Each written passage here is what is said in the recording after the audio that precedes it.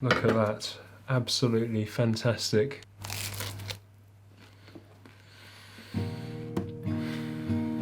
If I die before I bake, at least in heaven I can raise some strong bread flour with some yeast. I hope you're looking forward to the feast. Hi there. And welcome to another episode of Bites with Ben. If you hadn't already have guessed, apart from making sweet, sweet music today, we're going to be making the most amazing bread at home, aka homemade bread. So let's get started. First, we yeast. Just a couple of slaps for good measure. I implore you, whatever your favourite loaf is from your supermarket, give this a go. You will not regret it. So we've gone in with a sachet of fast action yeast, and then we've got 175 ml of lukewarm water. And then we're just going to give that a little stir, just to help that yeast dissolve before we get the flour in. This is my favourite loaf of bread to make at home. Perfect, that'll do.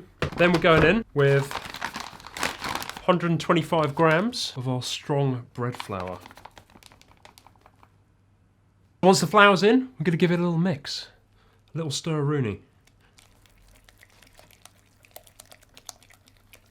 Make sure everything's mixed together, and then that is pretty much good to go. Now what we're going to do with this is leave it to rest overnight. You can do this for absolutely days with bread. Do it the night before you want to have your fresh loaf in the morning. I usually do mine on a Sunday. So there we go, that's ready to go. Just want to get some cling film over the top of it, keep it nice and safe, and then you're going to set that in a cool place and leave it overnight. Perfect. 24 hours, leave it in a cool, dry place. Fantastic. So now that your dough's been resting, wake it up, ask if it had a good sleep. Did you have a good sleep? Nice and frothy. That means that it's been fermenting. Now we're going to wake it up. Good morning! Go in with 125 grams of strong white bread flour. So the same proportion we put in before with the water. Tap it nice and gently. You just want to caress it out. Then we want a tablespoon of olive oil, absolute nectar from the gods. I'm going with extra virgin because it just gives a little bit more taste, a little bit more flavour. And I've been practicing this dough for days, so you know I know what I'm talking about. In it goes. And then a little bit of fine sea salt, teaspoon to be exact. Now salt helps with flavour when you're making doughs, but it also helps everything come together, getting nice and bready. Now we want to mix it together. So give it a good stir. You can use your hands for this, but this dough is really, really wet. It's really quite moist. It's a 75% hydration dough, which means your hands are going to get really sticky. And whilst you might enjoy that in other situations, you don't want that in this situation. So when it's starting to come together, flour surface. You don't want to add too much, because the more bread flour that goes into that mix, it's going to really affect the texture and flavour of the dough. So you want to be quite sparse with it. And the temptation's going to be there to add loads because it gets really, really sticky. You watch. Get this all out onto your work surface. Tiny bit of flour on top. And then we want to start kneading it. And kneading is just literally beating it up. So really have some fun with it, you know? And then just start working it. Absolutely working it. As you knead, so you see I'm getting a bit sticky here again. Add a bit more flour, but again, just try to go easy. The kneading process is 10 minutes, but don't be too strict with your timings. Try to go off feel. So when it's starting to feel a bit elastic, a little bit easier to work with, a little bit less sticky, that's when you're good to go. Got a nice little shape on it, and I think we're just about ready to go. We'll just see if the dough's got anything to say about it. Yeah. So when your dough is ready, you see when you drop it from that height, it starts to really relax. Let's get your tin for the next stage and give it a little grease. Lube it up a little bit. This is going to stop it sticking, so you want to make sure that's really greased well because it is going to stick if not. Get your dough into sort of a loose ball. It doesn't matter too much about the shape because it's all going to relax and sort of fill the tin anyway. Just like that. Wonderful. Grab your cling film. And then again, you want to grease the cling film as well because what's going to happen is this is going to come up, and again, you don't want it sticking everywhere because you're going to have a bad time. Get that on top of there. This is where we have a little bit more waiting to do, but don't complain. You're the one who chose to watch. We're going to leave this in a warmish place, but not too hot, and it's going to take about an hour and a half, maybe 2 hours max to rise again. And you'll know when it's ready because when you press into the dough, it's going to leave a little indentation, just a little sign that you've put your finger in there. So that's good to go. So our ciabatta dough has now risen. You can see it's come to the top of the cling film, just kissing it ever so gently. Get it off with a flourish. So we're going to come in with our flour here. Just a really light dusting on this baking sheet. And really important that it's all covered. Just a light smattering of it just to make sure that your dough is not going to stick to the bottom of your baking tray when it goes in the oven. So now, really important that we retain that ciabatta shape. So the way we're going to get this out is just slowly tease it out. So you can probably give it a little pull at this stage. So you can see now we've teased our dough out. Don't worry about these bits where it's stuck a little bit, it's going to be absolutely fine. And we just want to gently shape it into our ciabatta shape. A final dusting of flour. Beautiful. Into the oven. What we've got here is 200 degrees centigrade, and we've also got a tray of water at the bottom, really important.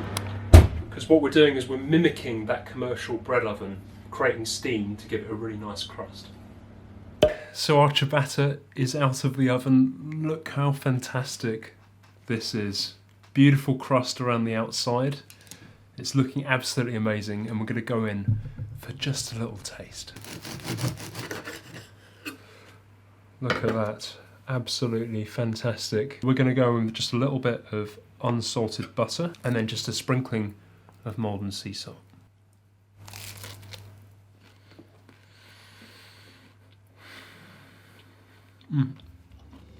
Welcome back everyone. So you've probably been wondering what we've been up to in the kitchen, and this is the result. To my Italian fans out there, I just want to make a disclaimer first and foremost. These are not meant to be traditional. We've got a fantastic plate of cicchetti, most commonly found in Venice. It's one of my absolute favourites. We've got cream cheese on this one with a little bit of salmon, little slither, a little bit of dill, a little bit of lemon juice on top. Good, right? On the other ones, we've got a slither of pesto, a little bit of Parma ham, some cherry tomatoes that have been roasted on the vine in the oven with a little bit of basil, and then a little slice of Parmesan on top. How does that sound? Sounds really good. Fantastic. This is most commonly served with a glass of white wine. Martin is not a fan of white wine, so he's on the red wine. Correct? So, be my guest. Have.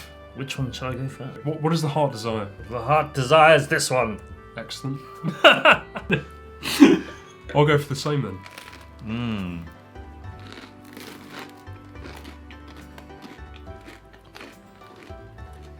How's that? Is that far enough your tongue, like a firework in the mouth? I'm telling you, man. The bread, really crunchy. The innings, super doughy. When the Venetians are sitting at the bar, they're on their break. They've got a few of this cicchetti in front of them. They have a glass of wine, but they actually drink it as a shot in one go. So it's going to go. Salute.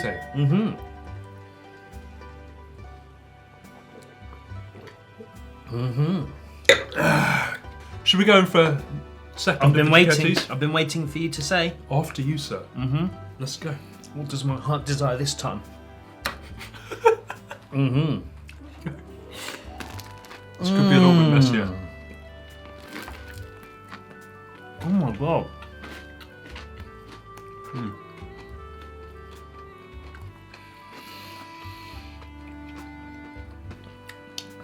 I know it's about the bread, which is exceptional. But these toppings, boom! Would you describe it as a symphony in the mouth? It's an orchestra of flavours. Just smacks you in the face. And who's the conductor for that orchestra? You. Oh, ho, ho! Yes.